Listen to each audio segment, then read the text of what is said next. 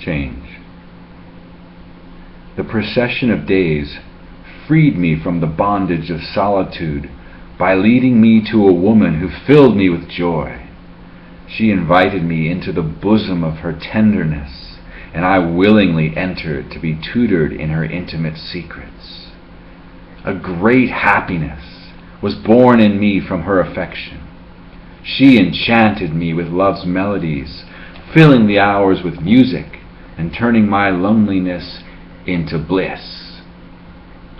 We were wed in the summer of love, and from honeymoon nights we woke each morning with a love song on our lips. Our passion blessed our home with 2 precious children. Those days were like pages of a romance novel I would never finish reading, for our family was a life spring from which I drank my happiness with pride. Amidst the clamor of life, my heart found a resting place where I was content to witness the commotion of our world. The months and years passed quickly like shadows of clouds over hills and valleys, every day of which held an eon of memories. The sun that gives life to the garden in spring will burn it dry come summer. A cyclone may begin with a subtle wave of butterfly wings. Every occurrence in the story of life is first born of wistful thoughts and dreams. I don't remember the adverse thoughts that were seeded into our happy dream. I didn't notice the ill-omened frowns amidst our busy days, and I cannot recapture the strained moments that changed our feelings. The sea of our love pushed us steadily to the shores of 2 worlds far apart. Soon, little of our love remained, save distant memories of our marriage flapping like tattered flags in the aftermath of a storm. Our love died in a squall that struck with flashes of lightning and thunderous truths, leaving all of our faces drenched in tears. One evening in late autumn, I lay shaken by the tempest that destroyed our family and left me a father isolated from his children. My throat was choked with grief, and I writhed in agony to release the sobs that were imprisoned in my chest.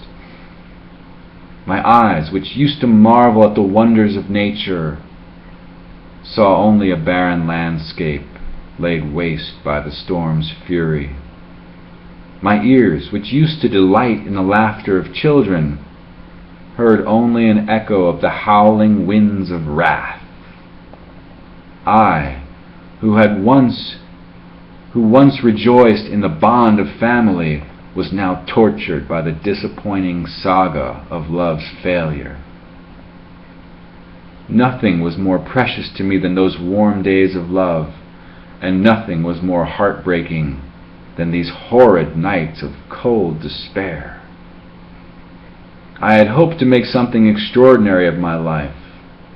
Now, weak and wounded, I sought a cave where the world would cease to exist, where my name would be rubbed out from the memory of time. But the more I sought darkness, the brighter was my soul shining tenderly upon me. Often, by mysterious means, the prophet entered my melancholy as a vague image or fleeting sensation, and other times he appeared as a glowing phantom in the sky. One evening I spoke to him in earnest. In this dark hour, the burden of love's loss beats heavy on my heart. I pray for the rebirth of joy out of yesterday's pain. I long to bask in the tranquility of a day renewed by the grace of forgetfulness.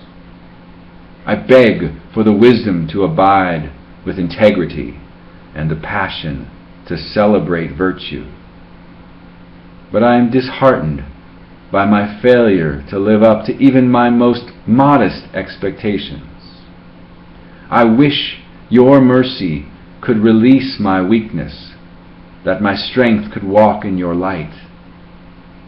But how can I find consolation in your wisdom, however rich it may be? I am like the yellow leaves of autumn that have no use for the sun's golden rays. They are but playthings for the wind that makes way for the howling cry of winter. The prophet's mighty presence appeared before me like a lofty mountain, unshaken by my quaking soul. Unshaken by my quaking soul. He answered in a way that disclosed no pity. As you drink the bitter wine of winter today, forget not that the songs of spring sleep on the lips of tomorrow. Your grief is a dark cloud eclipsing the luster of your mind, raining tears upon your heart that the tree of life may blossom again. The turbulent emotions that pass through your heart follow the same laws that direct the rivers toward the deep. Surrender as a river surrenders to its source. You will be lifted above the hills again and again until at last you descend, laughing through the valleys on your way home. I come not to comfort, but to shake your roots in their clinging to the underworld, that you might shed your sorrowful thoughts and lift your head above the clouds of limited thinking. The lesser one within you complains over life's failure to oblige your burdens. You suffer as a testament to the truth of your grievance, and your misery endures as you wrestle with your ghoul through the chasm where birth's agony echoes off the walls of death's impending presence.